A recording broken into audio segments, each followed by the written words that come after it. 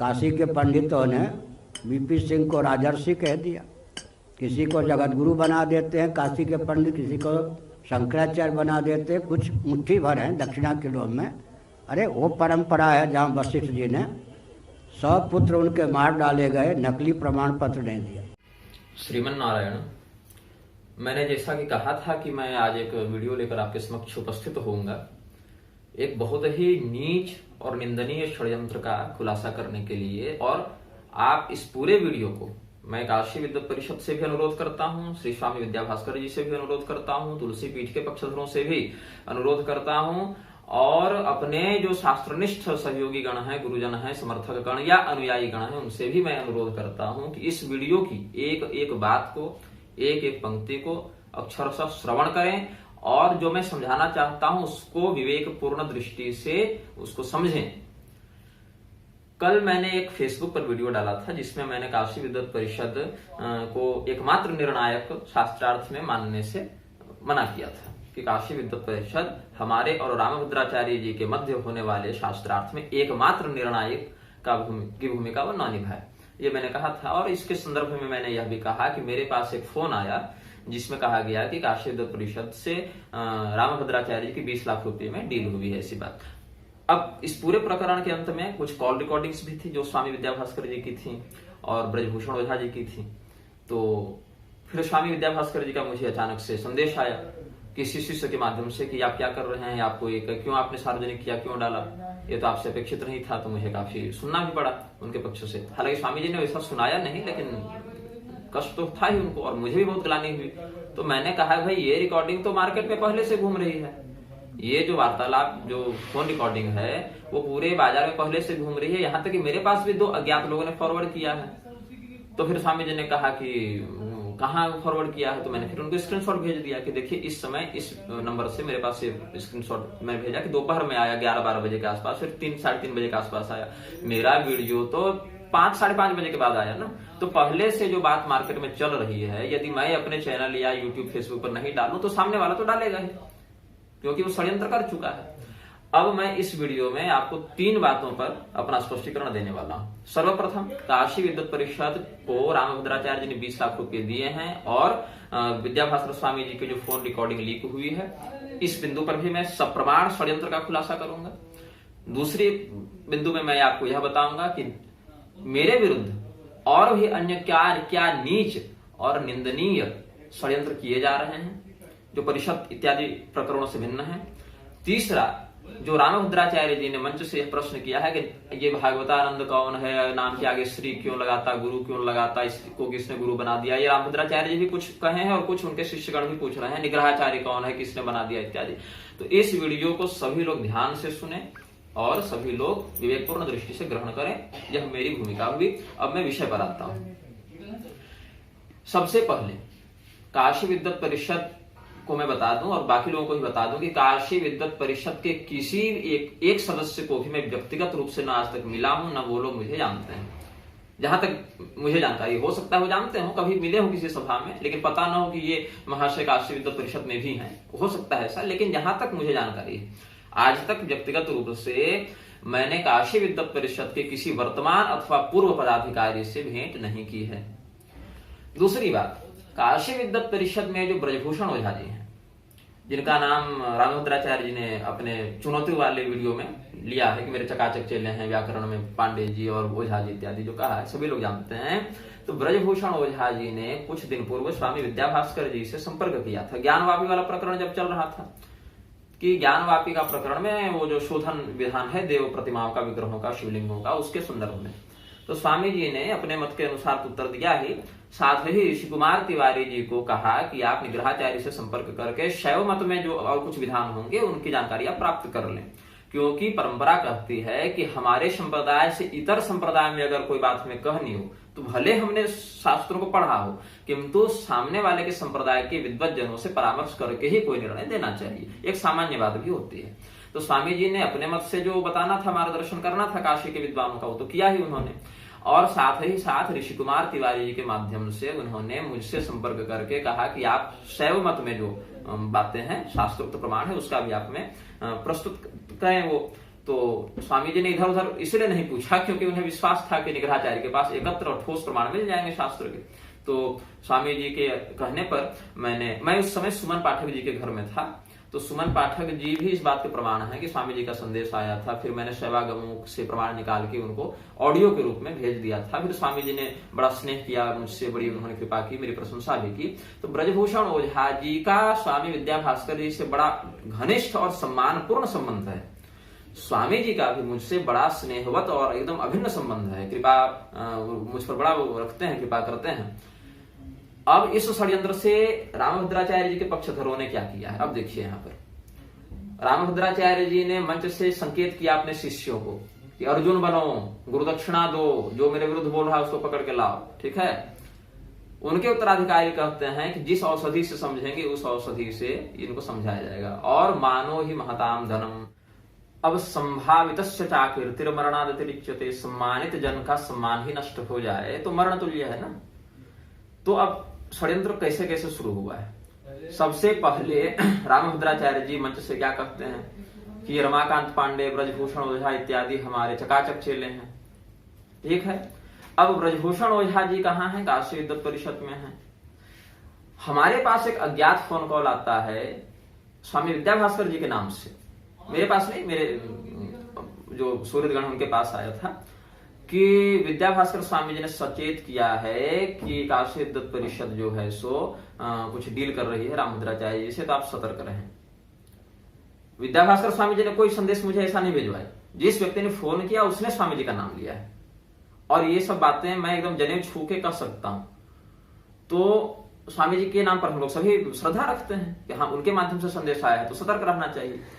फिर मेरे पास एक फोन मेरे पास आया, जो सीधे मेरे पास आया। फिर उस व्यक्ति ने कहा कि 20 लाख रुपए में डील हुई है। तो एक फोन तो मेरे सुहृदगण के पास गया जिसमें स्वामी जी का नाम लेकर कहा गया, एक फोन मेरे ही पास आ गया जिसमें 20 लाख रुपए की बात सामने वाले ने कही।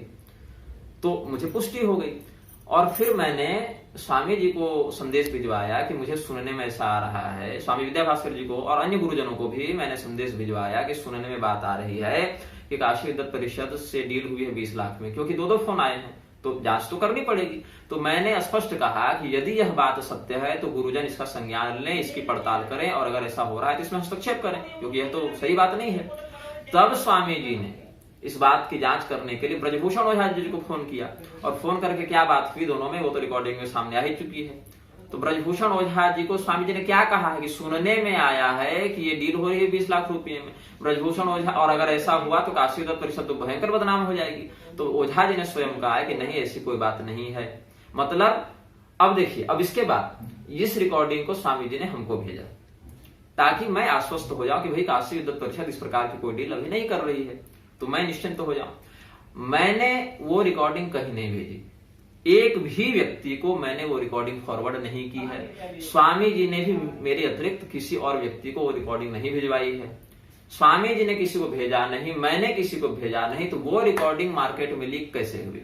इस बात की पुष्टि करने के लिए मैंने, अच्छा मेरे पास वही रिकॉर्डिंग घूम फिर कर, यदि आप कहें कि मेरे वीडियो से चुरा ली गई, तो मेरा वीडियो शाम को 5 बजने के बाद यूट्यूब फेसबुक पर आया, और मेरे ही पास 2 अज्ञात लोगों ने वो संदेश भेज दिया था वीडियो का, वो ऑडियो का जो फोन रिकॉर्डिंग थी। और करीब 1 तो 11 बजे एक व्यक्ति ने भेजा और एक व्यक्ति ने 3:30 पौने 4 के आसपास भेजा।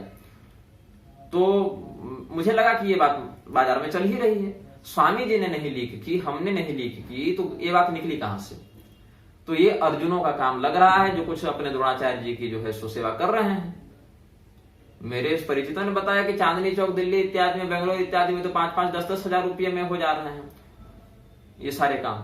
यहाँ घर बैठे बैंक अकाउंट जैसे मजबूत सर्वर को तोड़कर जो है सो फायरवॉल को उसका क्रैक करके आप लाखों रुपए निकाल ले रहे हैं। यहाँ तो मात्र एक फोन से टेप निकालने की बात है। कितने राजनेताओं के, राजनेताओं के गुप्ततम तरीके से सुरक्षित रखे फोटो और वीडियो और ऑडियो भी लीक हो जाते हैं। तो ऐसे फिशिंग सॉफ्टवेयर बहुत सारे हैं। दूसरी बात है कि मुझे यह भी ज्ञात हुआ है, और स्वामी जी का भी अनुभव रहा, मेरा भी अनुभव रहा, कि विंध्याचल के कुछ तांत्रिक जो हैं सो हम लोगों के खिलाफ विद्वेषण आदि का या कुछ मारण आदि का विचार कर रहे हैं। और स्वामी जी ने भी कहा कि जब उन्होंने मंच से शव यात्रा वाला जो वक्तव्य दिया था कि शास्त्रों की शव यात्रा निकाल रहे हैं, उसके बाद से ही उनको ऐसे साधनात्मक अनुभव हो रहे हैं। और एक बार उन्होंने कहा कि मंच पर ही मुझे लगा कि इसने चेतना पर प्रहार किया है, और फिर मैंने तुरंत भगवान सुदर्शन का स्मरण किया तो सब कुछ ठीक हो गया। तो मच्छर काटने का प्रयास कर रहे हैं, काट तो नहीं पा रहे हैं, भिन आ रहे हैं। मैं अपनी ही बात कहूं तो ये रिकॉर्डिंग जो स्वामी जी ने मुझे रात को 12 बजे भेजी थी परसों, उसके बाद से मेरे पेट में भयंकर मरोड़ उठी है, जैसे किसी नथड़ियों को पकड़ के निचोड़ दिया हो, और मेरे कमरे के पर्दे जो है सो अपने आप नीचे गिरने लगे, और उनके लोहे के एंगल टूट टूट कर गिरने लगे। मैंने फिर से उसको लगाया और फिर वो टूट कर गिरने लगा। 2 बार ऐसा हुआ। और कोई हवा नहीं, कोई आंधी नहीं, कोई जानवर नहीं, कोई चूहा नहीं, वो स्वयं ही गिर जाता। मैंने फिक्स किया उसके बाद भी, जबकि वो ऐसा पहले हुआ नहीं था। तो होता है। तो स्वामी जी ने अपने संप्रदाय के आराधना विधान के अनुसार, और हमने अपने संप्रदाय के आराधना विधान के अनुसार अपने अपने इष्ट से सुरक्षा की तो हम लोग प्रार्थना करते ही हैं, और एक दूसरे के लिए भी प्रार्थना करते हैं, केवल अपने ही लिए नहीं, है ना। सर्वे भवन्तु सुखिनः कहते हैं। तो अब देखिए, अब मैं आपको इस षड्यंत्र का सिलसिलेवार क्रमानुसार मैं आपको पर्दाफाश करता हूं। पहले रामभद्राचार्य जी काशी विद्वत परिषद के विद्वानों का नाम लेते हैं अपने चेलों के रूप में, जिस बात से काशी विद्वत परिषद के विद्वान ही इंकार कर देते हैं। फिर मेरे पास और मेरे सुहृद गणों के पास अलग अलग नाम और व्यक्तियों के फोन आते हैं जिसमें यह बात कही जाती है। और एक ने तो कहा कि मैं स्वामी विद्याभास्कर जी के यहाँ से बोल रहा हूँ। तो हम लोगों की निष्ठा बन गई कि हाँ, ये सही कह रहा होगा। बाद में पता चला कि स्वामी जी ने ऐसी कोई बात कहवा ही नहीं है। तो फिर 2 फोन आते हैं जिसमें कहा जाता है कि काशी विद्वत परिषद जो है सो ये पैसा ले रही है। क्यों? काशी विद्वत परिषद के कल जो उपाध्यक्ष महोदय श्री मिश्र जी ने जो त्यागपत्र दिया है, उन्होंने अपना कारण बाद में स्पष्ट किया कि वो निजी कारणों से त्यागपत्र दे रहे हैं, क्योंकि वो किसी विवाद इत्यादि में नहीं पढ़ना चाहते। किसी प्रकार का विषय हो तो बिना पूछे वो इसमें नहीं बताना चाहते, ठीक है। और साथ में उन्होंने लिखित टिप्पणी भी दी कि निग्रहाचार्य और रामभद्राचार्य जी के मध्य जो यह विवाद चल रहा है, इसमें निग्रहाचार्य जी के द्वारा जो मत प्रस्तुत किया गया है वह अधिक प्रबल है, अधिक शास्त्र सम्मत है, ऐसा उन्होंने भी समर्थन किया है। तो रामभद्राचार्य जी को लगा होगा कि जिन चकाचक चेलों का नाम हम ले रहे हैं वो हमारे चेले हैं नहीं। और काशी विद्वत परिषद के विद्वान भी जानते हैं कि पूरे भारत में ये बात आग के समान फैल चुकी है। तो काशी विद्वत परिषद यदि कुछ मतलब निग्रहाचार्य के पक्ष में अगर निर्णय दे देती है तो मेरी भयंकर हानि होगी ना। तो ऐसा किया जाए, काशी विद्वत परिषद और विद्याभास्कर जी के मध्य द्वेष करा दिया जाए, विद्याभास्कर जी और निग्रहाचार्य के मध्य द्वेष उत्पन्न करा दिया जाए, तो हम तीनों उलझ के रह जाएंगे और रामभद्राचार्य जी गरजते रह जाएंगे। तो पहले मुझे फोन आता है कि विद्याभास्कर जी के यहाँ से बात हो रही है हमारी और आपके लिए सूचना है। फिर एक और फोन आता है कि 20 लाख रुपए में डील हुई है। फिर मैंने जो कल वीडियो जारी किया उसमें आप स्पष्ट गौर करेंगे कि जब मैं वीडियो जारी कर रहा था तब भी एक फोन मेरे टेलीफोन पर आया है, लैंडलाइन पर, उसको भी आप गौर से सुनेंगे। और इतना ही नहीं, वो वीडियो आप ध्यान से सुनेंगे कल वाला, तो मैंने स्पष्ट कहा है कि काशी विद्वत परिषद के ऊपर जो 20 लाख रुपए का लेने का आरोप लगा है वो मैं लगा नहीं रहा। मुझे फोन आया है, मैं कामना करता हूं यह आरोप असत्य हो, लेकिन जैसा फोन आया है उसके आधार पर मैं यह बात कह रहा हूं। तो मैं काशी विद्वत परिषद को डायरेक्ट आरोप नहीं लगा रहा, जैसी सूचना मिली वैसा बता रहा हूं। तो षड्यंत्र कैसे कैसे फैलाया गया, बस ये जाल बुनते गए। और चूंकि हम लोग छल कपट करते नहीं है तो इस प्रकार से सोच नहीं पाते, यही समस्या हो गई है। जब ठेस लगती है तब होश होता है, करे सामने वाला तो इतनी नीचता कर सकता है, तब होश होता है ना। पहले से दिमाग में षड्यंत्र चलते नहीं है कि भैया शास्त्रार्थ की चुनौती दी है, जाएंगे शास्त्रार्थ होगा। लेकिन ये भी हो सकता है पीछे इनके अर्जुन ये भी कर सकते, ये नहीं पता था हमें। तो क्या हुआ, पहले मुझे 2 फोन कॉल आए कि विद्याभास्कर स्वामी जी के यहाँ से बात हो रही है, कुछ डील हो रही है दोनों के बीच में। फिर कुछ समय के बाद फिर कॉल आया कि आप जो है सो सतर्क रहें, 20 लाख रुपए में डील हुई है। उसके बाद फिर मैंने स्वामी जी से कहा कि क्या ये बात सत्य है, जरा पता करवाएं। तो स्वामी जी ने ब्रजभूषण ओझा जी को फोन किया, ब्रजभूषण ओझा जी ने मना कर दिया कि नहीं ऐसी कोई डील नहीं हुई है। फिर स्वामी जी ने वो रिकॉर्डिंग मुझे भेजी कि ऐसी कोई डील नहीं हुई है, आप निश्चिंत रहें। और वो रिकॉर्डिंग मैंने किसी को नहीं भेजी, स्वामी जी ने किसी को नहीं भेजी, तो फिर वो लीक कैसे हुई। तो ये षड्यंत्र ऐसे काम कर रहा है। पहले मुझे फोन आते हैं, फिर मैंने स्वामी जी को अपना संदेह बताया कि ऐसी ऐसी सूचना मिल रही, जरा पता करें। स्वामी जी ने पड़ताल की, पता चला सूचना गलत है। सूचना गलत है ये पता चला, गलत भी थी सूचना, लेकिन उसकी रिकॉर्डिंग बाजार में लीक कर दी गई। मैंने तो यहां तक स्वामी जी को कहा ना कि आदरणीय यदि आप मुझ पर रोष करते हैं तो मैंने सिर्फ ये कहा कि छंके भीषण ब्रह्म कुलावमाना, जो रघुगण ने कहा ना, शंके भीषण ब्रह्म कुलावमाना, वही मैंने कहा। मुझे किसी का भय नहीं है, केवल संतजनों के विप्रजनों के अपमान का मैं नहीं कर सकता, वो मैं बहुत डरता हूं इस बात से। और रात भर मेरी धड़कन बढ़ी रही कि मेरे कारण स्वामी जी को यह कष्ट हुआ। मैंने स्वामी जी से यह भी कहा कि आप यदि चाहें तो मैं गंगाजल शालिग्राम भगवान के साथ जो है शपथ कर सकता हूं कि मैंने अपने से वह रिकॉर्डिंग किसी को नहीं भेजी है, कहीं व्हाट्सएप टेलीग्राम इत्यादि पर मैंने उसको नहीं प्रसारित किया है। अब वो रिकॉर्डिंग पहले से कैसे घूम रही है वे तो मैं नहीं जानूंगा, तो वैमनस्य कैसे होगी। अब ब्रजभूषण ओझा जी की नजर में स्वामी जी की विश्वसनीयता खंडित होगी कि नहीं होगी कि मैंने इनको कुछ कहा तो इन्होंने मार्केट में फैला दी बात, तो स्वामी जी की प्रतिष्ठा सीधे रसातल। काशी विद्वत परिषद के कुछ पदाधिकारियों के मन में यदि मेरे प्रति सहानुभूति भी होती तो 20 लाख रुपए वाले आरोप के कारण वो भी चली जाएगी, तो काशी विद्वत परिषद भी भड़क गई। और स्वामी जी चूंकि नहीं भेजे हैं, वो जान रहे हैं कि किसी को नहीं भेजे, तो उन्होंने उनके मन में संदेह चला जाए कि ये लड़का जो है सो धोखा कर रहा है, ये निग्रहाचार्य कुछ ज्यादा ही उड़ रहा है, ये भी बात हो सकती है। तो स्वामी जी और मेरे मध्य समय रहते भगवत कृपा से यह बात हो गई कि हमारे मन में एक दूसरे के प्रति कोई वैमनस्य उत्पन्न नहीं हुआ। यदि कोई विद्वेषण कराना भी चाहते थे तो वह भगवत कृपा से सफल नहीं हुआ। लेश मात्र भी, क्षण मात्र के लिए भी मेरे मन में स्वामी जी के प्रति या स्वामी जी के मन में मेरे प्रति किसी प्रकार का वैमनस्य उत्पन्न ही नहीं हुआ। हमने विवेक दृष्टि से इसका समाधान कर लिया कि यह कोई अवश्य ही षड्यंत्रकारी व्यक्ति का यह कुचक्र है। तो एक तीर से तीन निशाने।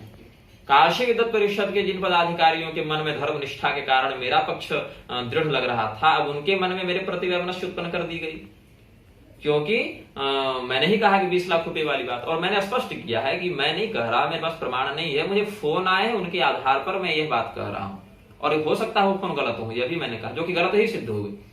लेकिन जिसके पास जो सूचना मिलेगी, अच्छा यदि रामभद्राचार्य जी को ही कोई फोन करके कहे कि गुरुदेव आपके साथ ऐसा षड्यंत्र हो रहा है, झूठा ही सही, तो मानेंगे ना उसकी बात को पहले भाई आप? कोई भी एक व्यवहारगत मनुष्य में यही लक्षण देखने को मिलेंगे। तो काशी विद्वत परिषद और निग्रहाचार्य के मध्य संबंध खराब हो जाएंगे। ब्रजभूषण ओझा जी के मन में या अन्य विद्वजनों के मन में, त्रिपाठी जी के मन में जो है सो विद्याभास्कर स्वामी जी के प्रति खटास उत्पन्न हो जाएगी, और विद्याभास्कर स्वामी जी और हमारे मध्य भी संबंध खराब हो जाएंगे। तो ये तीनों आपस में उलझ के रह जाएं और रामभद्राचार्य जी सीधे सीधे निकल जाएं। पहला ये हो गई बात। तो मैं काशी विद्वत परिषद से निवेदन करता हूं कि आप स्वामी जी की विश्वसनीयता पर कोई प्रश्न चिन्ह न उठाएं। मैंने उन्हें स्पष्ट कहा है और आपको भी कहता हूं, काशी विद्वत परिषद को भी मैं कहता हूं, मैंने पिछले वर्ष कार्तिक में भगवती गंगा जी के सम्मुख 80 घाट पर पंचरत्न मंदिर में, आप जान रहे होंगे, 21 दिनों तक श्रीमद् भागवत, श्रीमद् देवी भागवत और महाभागवत का मूल पारायण किया, गंगा जी को यजमान बनाकर, और भगवती गंगा जी ने मुझे प्रत्यक्ष दर्शन प्रदान किया है इन्हीं चर्म चक्षुओं से।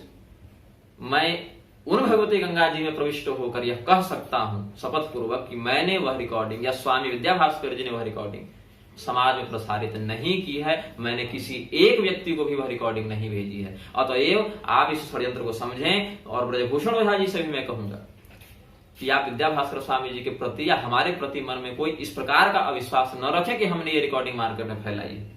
इससे अधिक स्पष्ट शब्दों में मैं निर्भयता पूर्वक अपनी बात नहीं कर सकता हूं।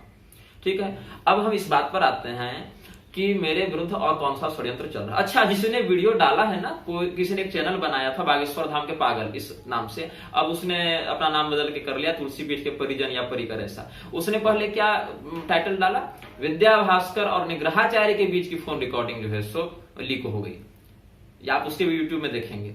जबकि आज तक विद्याभास्कर स्वामी जी से मैंने कोई फोन वार्ता नहीं की है। जब भी वार्ता हुई है तिवारी जी के माध्यम से, वेदांती जी के माध्यम से, पांडे जी के माध्यम से ही हुई है। हम लोगों ने एक दूसरे को प्रत्यक्ष रूप से कभी फोन पर बात नहीं की है, जिससे कि कोई रिकॉर्डिंग की संभावना ही नहीं है। लेकिन उन्होंने क्या कहा कि निग्रहाचार्य और विद्याभास्कर स्वामी के मध्य की रिकॉर्डिंग है, मतलब षड्यंत्र भी कर रहा है अगला, तो उसको होश ही नहीं कि कहां से कैसे बात करनी है। अब दूसरी बात यह है कि चलिए आप लोग विचार करवा रहे हैं, ठीक है, उसमें तो खैर कोई बात नहीं, क्या कहा जा सकता है, ये बुद्धि हो गई है। तो यहाँ पर दुर्वासा और सुदक्षिण की कृत्या से भक्तों का कुछ नहीं बिगड़ा, तो आप भी प्रयास करके देख लीजिए। हाँ, थोड़ा बहुत स्वास्थ्य बिगड़ सकता है, एक दूसरे के प्रति मन में कुछ अल्पकालिक खटास आ सकती है, लेकिन कोई ठोस आप काम नहीं कर पाएंगे। अब मैं इस प्रश्न पर आता हूं कि मेरे विरुद्ध और कौन सा षड्यंत्र चल रहे हैं। रामभद्राचार्य जी के शिष्यगण, हाँ, मैं यह कह सकता हूं कि रामभद्राचार्य जी को हो सकता है अपने शिष्यों की करतूत का ज्ञान न हो। मैं ये नहीं कह रहा कि वो करवा रहे हैं, हो सकता है उन्होंने जो कहा कि अर्जुनो मुझे गुरु दक्षिणा दो, तो इसके अत्युत्साह के बल के कारण अत्युत्साह प्रभाव के कारण उनके शिष्यगण ये न केन प्रकारेण हम लोगों का चरित्र हनन करने का प्रयास कर रहे हैं। अब इसमें क्या है, एक कोई व्यक्ति है जिसका चेहरा मुझसे मिलता जुलता है, उसका वीडियो ये प्रसारित कर रहे हैं कि ये जो भागवतानंद निग्रहाचार्य है वो पहले मुसलमान था, 5 टाइम की नमाज पढ़ता था, बाद में हिंदू बन गया और ये अब धर्म का उपदेश करने लगा। और देखो वीडियो रिकॉर्डिंग उसकी है, ये मजार में दरगाह में जा रहा है। अरे मूर्खों, ऐसे तो अमिताभ बच्चन के, विराट कोहली के, अजय देवगन के भी बहुत सारे हमशक्ल घूम रहे हैं जिनके फोटो आपको मीम में मिल जाएंगे, चुटकुलों में मिल जाएंगे, है ना। तो किसी व्यक्ति के चेहरे की साम्यता मुझसे मिल रही है तो वो मैं हूं, इसको हमसे पूछोगे ना कि तुम हो कि नहीं। कहीं देख रहे हैं कि विराट कोहली की हमशक्ल रखने वाला व्यक्ति पेट्रोल पंप पर काम कर रहा है, तो आप थोड़े मान लेते हैं कि विराट कोहली, आप जानते हैं उसका हमशक्ल है। तो मेरे सिद्धांतों को देखो, मेरे ग्रंथों को देखो, मेरे आचरण को देखो, तब तो निर्णय करोगे। मैं मंच से कितनी बार बात करता हूं, दरगाह जाने वाले, मजार जाने वालों को मैंने कितनी बार रोका है, बहुत लोगों को रोकने में सफल भी हुआ, तुम मुझ पर आरोप लगाते हो। अब देखो, जिसका नाम लेकर तुम मुझे बदनाम कर रहे हो ना, अफवाह उड़ाने में ये लोग निपुण हैं। एक मेरे सुहृद गणों ने जब पड़ताल की तो पता चला, उस व्यक्ति का भी पता चला है, मैं एकदम कैमरे के सामने बता रहा हूं, तुम जांच करो, हरियाणा पंजाब तरफ का कहीं का है, पीर एंडी मलंग, इस नाम से उसकी इंस्टाग्राम पर आईडी है, PEERANDEMALANG,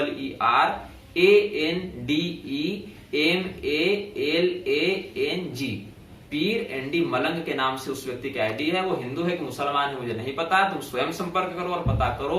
और मैंने 1 वर्ष पूर्व भी अपने आधिकारिक पेज पर यह स्पष्टीकरण दिया था कि मैं वह व्यक्ति नहीं हूं, मैं मस्जिद, दरगाह इत्यादि नहीं जाता। हाँ, यह अवश्य है कि बहुत से लोगों ने मुझसे संपर्क किया था कि मेरे घर वाले, बेटी, बहू, बहन इत्यादि इस्लामी तंत्र के प्रभाव में आ गए हैं। तो इस्लामी तंत्र की कार्य प्रणाली को समझने के लिए, जानने के लिए और हिंदुओं को उससे कैसे बचाया जाए, इसके लिए हमने इस्लामी तंत्र शास्त्र के ग्रंथ पढ़े हैं और कुछ इस्लामी तंत्र करने वाले उस विशेषज्ञों से परामर्श किया है, मिला जुला हूं। लेकिन कभी मस्जिद, दरगाह नहीं गया, उनके कार्य प्रणाली को समझने के लिए मैंने उनके ग्रंथों को पढ़ा है और उनके विशेषज्ञों से मिला हूं, ये बात मैं मानता हूं। लेकिन मैं मुसलमान नहीं हूं। ऐसे तो मेरे पिताजी ने भी जो है सो बाइबल पढ़ी है ताकि वो खंडन कर सके सामने वाले का। रामभद्राचार्य जी का खंडन करने के लिए मैंने उनके ग्रंथ को पढ़ा ना पहले। तो मुझे अगर इस्लामी तंत्र का खंडन करना होगा तो पहले जानूंगा तो कि वो क्या करते हैं, कैसे करते हैं, कितना सच है, कितना झूठ है। लेकिन किसी मस्जिद में, दरगाह में, मजार में मैं कभी नहीं गया हूं। वो जो चित्र और वीडियो है ना, वो कोई पीर एंडी मलंग के नाम से है, आप स्वयं जाकर पड़ताल करें। लेकिन ये लोग मेरे विरुद्ध क्या षड्यंत्र कर रहे हैं कि ये मुसलमान है, निग्रहाचार्य। तो स्वामी विद्याभास्कर जी की प्रतिष्ठा अगर चली जाए, मेरी प्रतिष्ठा चली जाए और काशी विद्वत परिषद के ओझा जी और विद्याभास्कर स्वामी जी के मध्य अगर वैमनस्य हो जाए, हमारे और विद्याभास्कर स्वामी जी के मध्य वैमनस्य हो जाए, तो इनका तो बहुत बड़ा कार्य सिद्ध हो जाएगा ना। इसीलिए मुझे 2-3 फोन कॉल के माध्यम से झूठी सूचना दी गई कि ये डील हो रही है और स्वामी जी का नाम लेकर फोन आया कि हम लोग वहां से बोल रहे हैं। तो हम लोग भी विश्वास कर लिए भाई स्वामी जी के यहां से बात आई है तो सही बात तो होगी। उसके बाद फिर आप निश्चिंत रहें विद्वत परिषद वाले, स्वामी जी एकदम निर्दोष हैं और मैं भी निर्दोष हूं। मैं तो कहा ना, गंगा जी में प्रविष्ट होकर मैं यह शपथ कर सकता हूं कि मैंने वह रिकॉर्डिंग किसी एक व्यक्ति को भी भूल से भी नहीं भेजी, अपने मीडिया प्रभारी तक को नहीं भेजी। लेकिन जैसे कुछ पैरेंटल सॉफ्टवेयर नजर रखते हैं, बारकोड स्कैन करके आप व्हाट्सएप दूसरे सिस्टम में चला लेते हैं, या पैरेंटल गाइड वाले जो सॉफ्टवेयर होते हैं उसमें आपके मोबाइल में एक छिपा हुआ सॉफ्टवेयर रहेगा लेकिन आपको पता नहीं चलेगा और आपके सारे संदेश दूसरे जगह जाते रहेंगे। ये सब 5 मिनट का काम है आज के तकनीक विशेषज्ञों के लिए। यहाँ नेताओं, राजनेताओं के, अभिनेताओं के फोन रिकॉर्डिंग और ये सब निकल जाते हैं। तो हम लोग का अगर 1-2 लीक हो भी गया तो इसमें हम लोगों का क्या दोष है? यदि मैंने विश्वासघात किया हो स्वामी जी के साथ तो कहें, स्वामी जी ने काशी विद्वत परिषद के ओझा जी के साथ विश्वासघात किया हो तो कहें, लेकिन ऐसी बात नहीं है। मैं स्पष्ट करता हूं, यहां तक कि मुझे मुसलमान बना दिया गया भाई, मुझे कह दिया कि ये दरगाह जाता है, मस्जिद जाता है। तो आप क्या सोचते हैं कितनी नीचता पर ये लोग उतर सकते हैं विद्वत परिषद और स्वामी जी के मध्य? क्योंकि पहले जब ब्रजभूषण ओझा जी ने स्वामी जी से संपर्क किया था ज्ञानवापी के संदर्भ में, स्वामी जी ने मुझसे संपर्क करके प्रमाण इत्यादि उपलब्ध करके वहां भेजा था। तो संबंध तो हम लोग तीनों का पहले से भी है, भले मैं नहीं जानता हूं बहुत बातों को, लेकिन विद्वतजन एक दूसरे से परोक्ष रूप से तो जुड़े ही रहते हैं। तो ये बात मैं स्पष्ट कर चुका हूं, इस षड्यंत्र का मैं खुलासा कर चुका हूं। आप ध्यान देंगे तो मेरी आईडी पर भी कोई उपाध्याय जी कल लिख रहे थे कि जगत गुरु से क्षमा मांग लो नहीं तो और बुरा होगा तुम्हारे साथ। ये मैं स्क्रीनशॉट तो नहीं रखा हूं, आप लोग रख लेंगे या जो भी है, नहीं भी रखेंगे तो कितने मुंह को आप रोकिएगा, कहने वाला तो कह ही देता है और सभी जान रहे हैं। तो जब जगत गुरु जी शास्त्रार्थ के लिए चुनौती दे ही चुके हैं, जगत गुरु के शास्त्रार्थ की चुनौती को मैं स्वीकार कर ही चुका हूं, और अब एक दोनों के पक्ष दूसरे पक्ष की शर्तें भी हमने कह दी हैं, उस स्थिति में भैया फोन करके कहना कि 20 लाख में डील हुई है, तो मैं स्वामी जी के यहाँ से बोल रहा हूं, तो स्वामी जी का रहस्य खुल गया, षड्यंत्र खुल गया, फिर फोन रिकॉर्डिंग लीक कर देते हो तुम लोग, तो कितना गिरोगे? कितना गिरना चाहते हो? प्रत्येक बार लगता है कि ये पक्ष अब नहीं गिरेगा, लेकिन उससे भी नीचे की नीचता कर देते हो, अब तो मुझे मुसलमान बना के तुम घूम रहे हो। फिर कुछ लोगों ने कहा कि ये श्री अपने नाम के आगे स्वयं लगाता है, गुरु लगाता है। रामभद्राचार्य ने भी कहा कि ये कहां से भागवतानंद हो गए, इनको कौन आनंद बना दिया? तो मैं आपको बता दूं, मेरा नाम श्री भागवतानंद गुरु इस रूप में मेरे जन्म से पहले मेरे पिताजी ने रख दिया था कि मेरा जो पुत्र होगा उसका नाम श्री भागवतानंद गुरु होगा। इसमें श्री शब्द जो है वो मैंने अपने से नहीं लगाया है, जैसे श्रीधर, श्रीकांत, श्री प्रसाद, श्रीदेवी, है ना, श्रीनिवास इत्यादि शब्द हैं, उसमें श्री संज्ञात्मक है, उस श्रीमान वाला विशेषणात्मक श्री नहीं है, वो संज्ञात्मक लक्ष्मी पदवाच्य श्री है, जैसे श्रीधर, श्रीनिवास इत्यादि शब्द में, श्रीकांत इत्यादि शब्द में होता है। तो श्री भागवतानंद ये मेरा नाम है, और गुरु मेरे वंश का ही पद नाम है, जैसे पांडे, पाठक, मिश्रा, तिवारी, शर्मा, वर्मा, सिंघानिया इत्यादि वंश के पद नाम हो गए हैं। उसी प्रकार से मेरे वंश का ही पदनाम गुरु है। मेरे पिताजी आचार्य श्री शंकर दास गुरु, उनके पिताजी श्री प्रसाद दास गुरु, उनके पिताजी श्री रघुनाथ दास गुरु, ऐसे हमारी परंपरा गुरु पदवाच्य से ही चली है। हम लोग शाकत द्वीपीय ब्राह्मण हैं, मेरा गोत्र कौंडिन्य है, मेरा पूर्वखंडवार है, और हम लोग पहले हजारीबाग के कामाख्या नारायण सिंह जो राजा हुए उनके पूर्वजों के दरबार में पद्मागढ़ में राजपुरोहित थे, राजगुरु थे उनके, तो वहीं से गुरु पद का जो है सो हमें ये मिला था, और वही हमारे वंश में अद्यतः चलते आ रहा है। हमारे पूर्वज जो है भगवती के बहुत ही सिद्ध उपासक हुए हैं, और हमारे मातृपक्ष में जो है सो वैष्णव परंपरा से आराधना करने वाले, और हमारे पितृपक्ष में शाक्त परंपरा से आराधना करने वाले अत्यंत श्रेष्ठ साधक हुए हैं। मैं मुसलमान नहीं हूं, है ना। तो ये मेरे नाम की बात हो गई। अब दूसरी बात यह हो गई निग्रहाचार्य के ऊपर। तो मैं आपको स्पष्ट कर दूं कि यद्यपि मैं इस विषय पर बहुत खुल के नहीं बोलना चाहता, लेकिन चलिए आपने प्रश्न उठाया तो संकेत मात्र कर देता हूं। निग्रह संप्रदाय निग्रहागमों पर चलता है।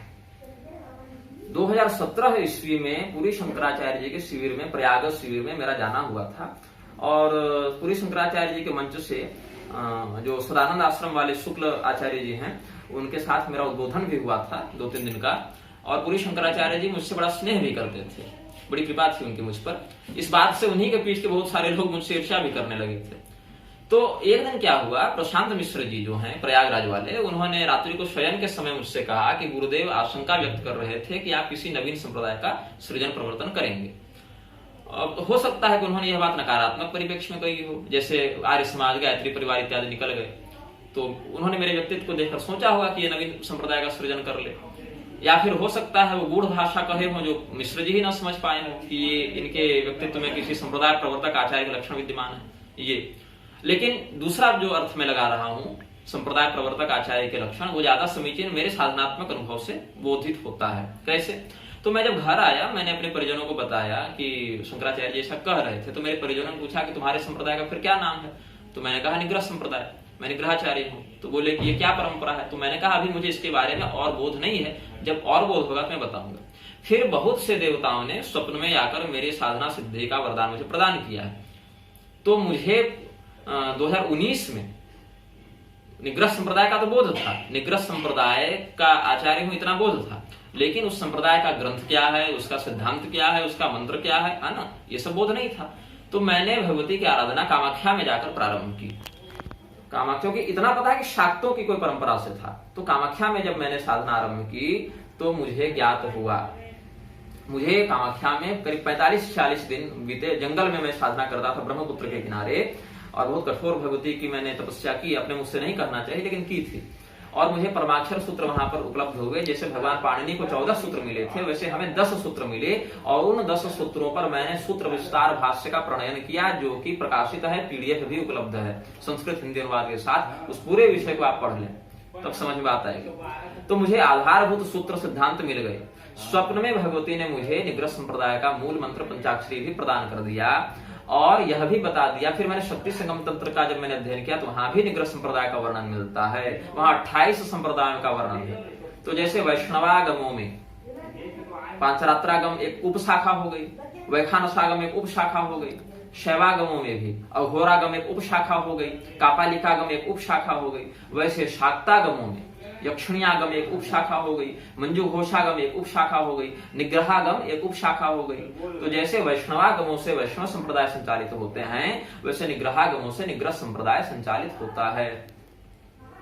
निग्रह संप्रदाय में कितने ग्रंथ हैं निग्रहागमों में? तो शक्ति संगम तंत्र के छिन्नमस्ता खंड के 7वें पटल में संभवतः, जहां तक मुझे स्मरण आता है, कहते हैं निग्रहागम तंत्राणि शतद्विशत भेदतः अयमागम पर्यायः सिद्ध रूप प्रकाशितः। तो निग्रहागम तंत्रों में 100 तंत्र और 200 उपतंत्र होते हैं। अब कालक्रम से वो मिलते नहीं हैं, है ना। तो जैसे भार्गव पुराण में कहा उद्धरतुम लक्ष्मणो योगी कृत्वा सेभास्य उत्तमम इत्यादि वचनों से कि श्री संप्रदाय के उद्धार हेतु श्री संप्रदाय में ही श्री भाष्य का प्रवर्तन करने के लिए भगवान रामानुजाचार्य जी आए। तो उससे पहले भी उनकी परंपरा थी ना। ऐसा थोड़ी कि श्री संप्रदाय रामानुज संप्रदाय को उन्होंने अलग से कोई खोल दिया, नया बना दिया, नहीं। उद्धरतुम उसके उद्धार करने के लिए आए। भगवान भी गीता में कहते हैं, गीतोपदेश में कहते हैं सकाले नेह महता योगो नष्ट परम तप, कि गीता की परंपरा जो एवं परंपरा प्राप्त एवं राजर्षयो विदो सकाले नेह महता योगो नष्ट परम तप, कि गीता ज्ञान की परंपरा लुप्त हो गई थी और नष्ट हो गई परंपरा, लेकिन ज्ञान तो नष्ट नहीं होता है ना, ज्ञान तो शाश्वत है ना। तो फिर भगवान ने उसको प्रकट कर दिया। तो तपोबल से हमने उसके मंत्र को ज्ञात किया, उसके संप्रदाय के सूत्र को ज्ञात किया, उसके आचार विधान सपर्या विधान को ज्ञात किया। और इसमें कोई श्रुति स्मृति पुराणागमादि का विरोध नहीं है। यह आप मेरे व्यवहार से, वक्तव्य से, लेखन से समझ सकते हैं। आर्या सहस्रिकार ने भी संकेत किया है जित दैत्य राज चक्रे मार्गे सिद्धा से निग्रह निग्रह मार्ग सोयं ध्यानाभ्यासो ही योगी नाम ललित। निग्रह मार्ग 3 प्रकार से चलता है। एक तो शास्त्रार्थ के माध्यम से विपक्षी के मत का निग्रह करके शास्त्र रक्षा करना, शस्त्र के माध्यम से विपक्षी को युद्ध में पराजित करके उसका निग्रह करना, और योग मार्ग से, है ना, अपने इंद्रियों का संयम पूर्वक निग्रह करके आत्मनिग्रह करना। तो ये 3 चलते हैं।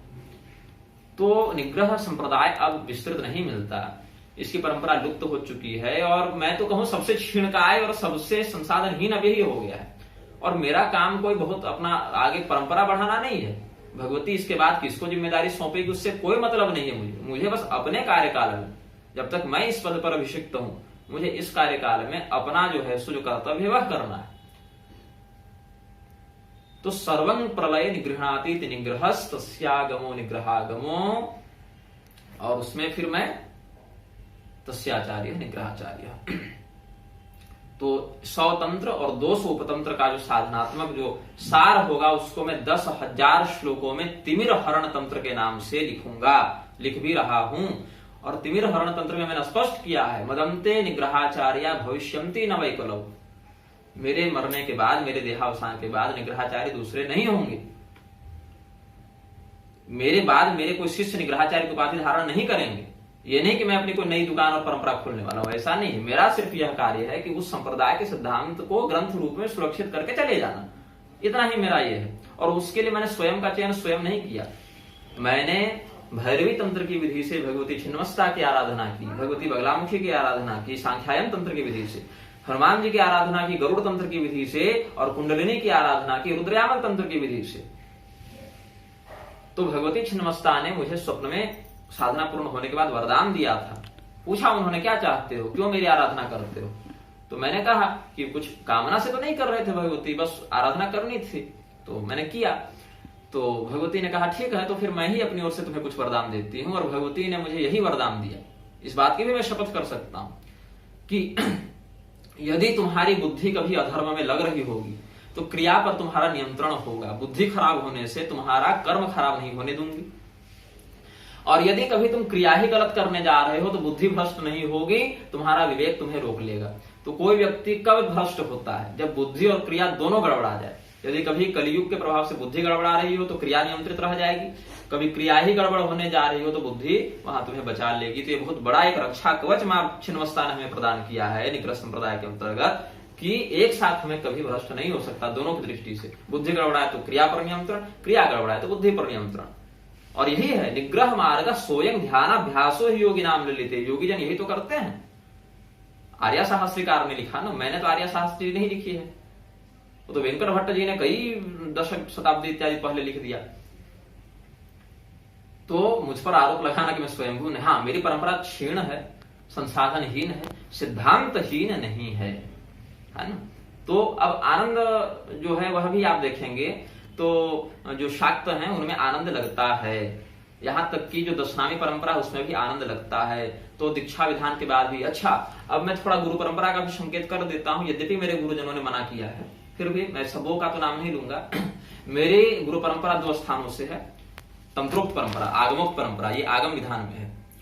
एक तो तारापीठ से अत्यंत श्रेष्ठतम साधक श्री वामाखेपा जी की परंपरा से, सात्विक परंपरा, वो वामार्गी परंपरा नहीं, सात्विक दक्षिणाचार की परंपरा से। दूसरी कामाख्या की परंपरा से, उसमें भी सात्विक परंपरा से, वामार्गी परंपरा से नहीं, ठीक है। तो सात्विकाचार के माध्यम से, कामाख्या की परंपरा से और तारापीठ की परंपरा से मेरा संबंध है। इससे अधिक मैं अभी नहीं बता सकता, गुरुजनों ने मना किया है। भगवती ने स्वप्न में मंत्र देकर बोध कराया और कहा कि अमुक स्थान पर अमुक व्यक्ति रहते हैं, उन सिद्ध से जाकर तुम इसका विधान ग्रहण कर लेना, ठीक है। तो मैंने वह कर लिया था, और इससे अधिक गुरुजनों का आदेश नहीं होने से मैं बहुत खुलकर नहीं बात कर सकता, आप समझेंगे मेरी व्यवस्था। लेकिन आपको इसी बात पर विश्वास हो जाना चाहिए कि मैंने कभी अशास्त्रीय लेखन और वक्तव्य नहीं दिया है, दृढ़ता से हमेशा धर्म के साथ खड़ा रहा हूं।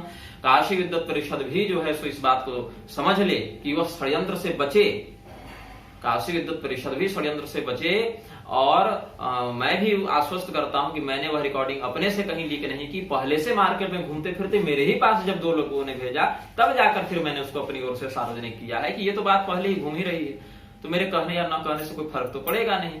स्वामी विद्याभास्कर जी भी कोई विश्वासघाती नहीं है, मैं भी कोई विश्वासघाती नहीं हूं। मैंने तो कहा मैं गंगा जी में प्रवेश करके यह बात कहने को तैयार हूं कि मैंने किसी को नहीं भेजा है। स्वामी विद्याभास्कर जी पर भी आप संदेह न करें, मैं परिषद से भी कहूंगा और तुलसी पीठ वालों को भी कहूंगा, भैया शास्त्रार्थ की चुनौती दियो तो वो तो करो, चेले का ही नाम आगे बढ़ाओ कि किससे करना है, या स्वयं ही सामने आ जाइए कि कब करना है, तिथि बताइए या व्यक्ति बताइए। दोनों नहीं बताना चाहते तो जो मैंने ग्रंथ लिखा है मूर्ख हृदय नचेत, उसी का खंडन कर दीजिए कम से कम। न आप ग्रंथ का खंडन कर रहे, न स्वयं शास्त्रार्थ की तिथि निश्चित कर रहे, न आप किसी चेले का नाम नियुक्त कर रहे कि मेरी ओर से आपसे ये शास्त्रार्थ करेंगे। मतलब शास्त्रार्थ छोड़ के स्वामी विद्याभास्कर जी और काशी परिषद को बिकाऊ, लोभी, विश्वासघाती और मुझे मुसलमान तक सिद्ध करने का आप लोग प्रयास कर रहे हैं। शास्त्रार्थ छोड़ के सब काम करने में लगे हुए हैं। सारा सत्कर्म आप कर बैठे, बस शास्त्रार्थ मत करना, ठीक है। तो मैंने तो अपना मत बता दिया, अपना संप्रदाय बता दिया, अपना आचार विधान बता दिया। भगवती बगलामुखी की जब मैं सिद्धि किया था तो मेघ स्तंभन, वाग स्तंभन इत्यादि तो मैं इच्छा मात्र से कर देता था। बाद में भगवती ने ही मुझे कहा कि पुत्र, दीपावली के दिन जब मैं मंत्र जगा रहा था, भगवती ने ही कहा कि पुत्र देखो सिद्धियों के कारण मार्ग भटकता है, तो तुम इनका प्रयोग मत किया करो। तो मैंने भगवती की ही बात मानकर सिद्धियों का प्रयोग बंद कर दिया था। लेकिन अगर कोई अभिचार करेगा तो फिर भगवती को तो पुकारूंगा ना। जननी स्मरणती तो केवल क्षुधा तृषार्थ होने पर थोड़े ही, आपद सुमग्न भी तो होगा ना। तो आपद सुमग्न जब होंगे तो भगवती को थोड़ा कष्ट देंगे कि मां आप इसमें देखिए क्या हो सकता है। तो क्योंकि शब्दात्मिका सुमलर के जो शाम निधान मुद्गीत रम्य पद पाठवताम च शामनाम देवी त्रयी भगवती भव भावनाय वार्ता च सर्व जगतांग परमार्थ हम त्रि। भगवती जो है वो शब्दात्मिका ब्रह्ममयी है। और आप रामभद्राचार्य जी वेद मंत्रों का शब्द नारायण का जो विहिंसन करते हैं मंच से, ये सहन नहीं हो सकता। काशी विद्वत परिषद भी इस षड्यंत्र से बचे, क्योंकि मेरे पास तो 2 फोन आए, तो मुझे लगा कि यह बात हो सकती है। तो मैंने स्वामी जी को कहा कि आप पड़ताल करें। मैंने आरोप नहीं लगाया था, कहा कि ऐसी मुझे सूचना मिली है, आप पड़ताल करें। पड़ताल करने पर ब्रजभूषण ओझा जी ने स्पष्ट किया कि नहीं ऐसी बात नहीं है। फिर मुझे रिकॉर्डिंग भेजी गई जो मैंने या स्वामी जी ने किसी को नहीं भेजा, कहीं प्रसारित नहीं किया। तो उस स्थिति में फिर ये बात अगर लीक हुई है, मतलब ये प्लांट किया गया था। जैसे क्रिमिनल केसेज में सबूत प्लांट किए जाते हैं, वैसे प्लांट किया गया था। और ब्रजभूषण ओझा जी के मन में स्वामी जी के प्रति और स्वामी जी के मन में मेरे प्रति वैमनस्य और विद्वेषण उत्पन्न हो, इस षड्यंत्र को मैं यहाँ प्रकाशित करता हूँ। मैंने सारा बिंदु के साथ क्रमवार इसका उल्लेख कर दिया है। फिर मैंने यह भी बता दिया है कि वो जो मुसलमान या जो भी है उसका जो वीडियो मेरे चेहरे से मिलता जुलता प्रसारित किया जा रहा है वह मैं नहीं हूँ, वो पीर एंडी मलंग है, उसके नाम से आईडी है। फिर मैंने निग्रहाचार्य का बता दिया, संकेत पूर्ण अपना कर दिया। आप इसका आधार सिद्धांत तो जानना चाहते हैं तो परमाक्षर सूत्र का सूत्र विस्तार भाष्य पढ़ लें, पूरा बहुत बड़ा नहीं है, करीब 150 पृष्ठों में ही पूर्ण हो गया है। 10 ही सूत्र है तो 150 पृष्ठ में मैंने सानुवाद भाष्य उसका लिखा है, आप पढ़ लेंगे उसे। और मैं यह भी स्पष्ट कर दूं कि सुनने में आया है कि जो अध्यक्ष अभी बने हैं परिषद के, कोई त्रिपाठी जी हैं, मैं तो व्यक्तिगत नहीं जानता, लेकिन बहुत बड़े विद्वान हैं, बहुत सम्मानित व्यक्ति हैं, ऐसा लोगों ने बताया, मैं व्यक्तिगत नहीं जानता हूं। तो त्रिपाठी जी बड़ा भड़के चल रहे हैं हम पर, ये जो है सो राष्ट्र ऋषि राजर्षि वाली बात पर। तो पूरी शंकराचार्य जी ने भी तो कहा है कि काशी के पंडित जो है सो उपाधियां बांटते रहते हैं। मैंने तो अपने से नहीं कहा ना, जो शंकराचार्य जी ने कहा मैंने उस बात के संदर्भ से ही कहा है, अपना मत रखा है। और यह भी कि ऋषि कौन है, विद्या विदग्ध मतयो ऋषि प्रसिद्धा, ऐसे करके एक उक्ति मुझे स्मरण आती है, या ऋषियों मंत्र द्रष्टार, ऐसे करके। तो ऋषि कितने प्रकार के हैं? ब्रह्मर्षि हैं, देवर्षि हैं, राजर्षि हैं, परमर्षि हैं, कांडर्षि हैं, श्रुतर्षि हैं और एक महर्षि हैं। ब्रह्मर्षि, देवर्षि, महर्षि, राजर्षि, परमर्षि, श्रुतर्षि, कांडर्षि, ये 7 होते हैं। फिर इन्हीं 7 समूहों में से जो श्रेष्ठतम हो जाते हैं फिर उनको मिला के फिर 7 को फिर जोड़ के सप्तर्षि में नियुक्त कर दिया जाता है एक मनवंतर के लिए। लेकिन राजर्षि भी वह होगा ना जो परंपरागत क्षत्रिय कुलोचित जन्म लेकर क्षत्रिय कुलोचित संस्कार के साथ क्षत्रिय कुलोचित कर्तव्य का निर्वहन करते हुए फिर ऋषि तुल्यता को प्राप्त करे। जैसे त्रिबिंदु हुए, ऋतुपर्ण हुए, राजा जनक हुए, ऐसे राजर्षि हुए ना। आप किसी राजनेता को राजर्षि नहीं कह सकते ऐसे। और विद्वत परिषद ने शायद कि ही प्रधानमंत्री को राजर्षि कह दिया था। अभी राष्ट्र ऋषि की बात आ रही है, राष्ट्र ऋषि तो कोई शब्द है ही नहीं, ऋषियों की परंपरा में राष्ट्र ऋषि कोई शब्द नहीं है। तो विद्वत परिषद भी जो है 2 भागों में बट गई थी ऋषि वाले उपाधि को लेकर, जो प्रधानमंत्री को राष्ट्र ऋषि कहा जा रहा था। अब तो कोई मोहन भागवत को भी राष्ट्र ऋषि बनाए घूम रहा है। तो विद्वत परिषद भी इन बातों पर थोड़ा संयम नियंत्रण रखे, ये उसकी मर्यादा को खंडित करती है ऐसी बातें। तो जहां पर इन बातों पर आपत्ति होगी मैं चुप तो नहीं रहूंगा ना, मैं विद्वत परिषद का सम्मान कर सकता हूं लेकिन चाटुकारिता तो नहीं कर सकता। तो इस षड्यंत्र को मैंने बहुत स्पष्ट शब्दों में बहुत विस्तार से एक एक बिंदु को समझाकर कहा है। विद्वत परिषद इसे ध्यान से सुने, स्वामी विद्याभास्कर जी इसे ध्यान से सुने, रामभद्राचार्य जी इसे ध्यान से सुने, और चेलों को कहें भैया कि शास्त्रार्थ जब होना निश्चित हुआ है तो तिथि बताई जाएगी, जगह बताया जाएगा और उसमें शास्त्रार्थ होगा, विद्वजन रहेंगे, विद्वत परिषद के भी लोग रहेंगे और बाहर से भी निष्पक्ष लोग रहेंगे, है ना। तो उसमें जो है सो शांत रहो। मैं भी अपने अनुयायियों से कहता हूं कि शांत रहो जब तक कोई ठोस निर्णय नहीं आता, जब तक कोई शास्त्रार्थ की बात नहीं होती। लेकिन तुम मुझे मुसलमान कहोगे, फिर काशी विद्वत परिषद के विरुद्ध स्वामी विद्याभास्कर जी का नाम लेकर मुझे फोन करोगे, 20 लाख की डील हुई है, फिर स्वामी विद्याभास्कर जी की रिकॉर्डिंग बीच में लीक करा दोगे। अभी पाठक भैया ब्रजेश पाठक ज्योतिषाचार्य जी का नया फोन उन्होंने लिया था, ईमेल हैक हो गया, ईमेल हैक करके पुंडरीकाक्षाचार्य वेदांत जी का फेसबुक हैक करके अश्लील बातें की जा रही थी। अरे छोड़ो, आर्य समाजियों ने तो एक बार मेरी ही कई सारे फोटो एडिट करके पोर्न वेबसाइट में डाल दी थी। मैंने कितने परिश्रम से कितने जगह शिकायत करके वो सारी हटवाई है। आप गूगल में श्री भागवतानंद गुरु सर्च करते ना तो मेरी वेबसाइट की जगह किसी पोर्न वेबसाइट में रिडायरेक्ट कर देता था। तो छेड़खानी तो होती रहती है हम लोग के साथ। अभी मुसलमान तक मुझे घोषित कर दिया गया, मस्जिद जाने वाला और 5 बार नमाज पढ़ने वाला, तो किस नीचता तक ये उतर सकते हैं आप समझ सकते हैं। विद्वत परिषद इसका संज्ञान ले, है ना, विद्वत परिषद इसकी पड़ताल करे कि उसकी मर्यादा का हनन क्यों करवा रहे हैं लोग। तो विद्वत परिषद स्वामी विद्याभास्कर जी के ऊपर आक्षेप न करे। ब्रजभूषण ओझा जी के मन में विद्याभास्कर स्वामी जी के प्रति कोई खटास न उत्पन्न हो, स्वामी जी के प्रति जो मेरे मन में भाव है वो बना रहे, स्वामी जी के मन में मेरे प्रति जो भाव है, दोनों का संबंध, तीनों का संबंध यथावत बना रहे। शास्त्र की विजय हो, धर्म की जय हो, सत्य का जो है सो मार्ग प्रशस्त हो, इसी कामना के साथ मैं इस अपने वक्तव्य को पूर्ण करता हूँ। जय श्रीमन नारायण।